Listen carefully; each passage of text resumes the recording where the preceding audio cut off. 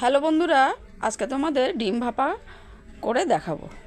প্রথমে ডিমটা সিদ্ধ করে ছাড়িয়ে পাশে রেখেছি, তারপরে পেস্ট করে নিয়েছি পোস্ত, কালো সর্ষে, সাদা সর্ষে পেস্ট করে ওর ভিতরে পেস্ট করে নিয়েছি আদা, কাঁচা লঙ্কা আর 2-3 পিস রসুন নিয়ে নাড়াচাড়া করে ওর ভিতরে দিলাম ডিমগুলো পিস পিস করে কেটে, তার ভিতরে দিলাম কাঁচা লঙ্কা, কয়েকটা টমেটো টুকরো, তার ভিতরে দিলাম সর্ষের তেল পরিমাণ মতো, একটু বেশি দিলাম।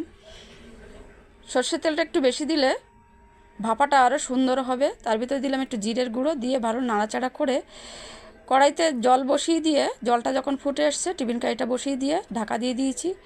ঢাকা দেওয়ার পর 4 থেকে 5 মিনিট বাদে আমি ঢাকাটা উঠিয়ে নিলাম। উঠিয়ে নিয়ে দেখো টিফিন কারিটা খুলে দেখি ভাপাটা কত সুন্দর হয়েছে। তোমরা বাড়িতে এরকম করে ডিম ভাপা করে খেয়ে দেখো কেমন লাগে, কমেন্টে জানিও। আর আমার এই মীরা কিচেন চ্যানেলটাকে সাবস্ক্রাইব করে দিও।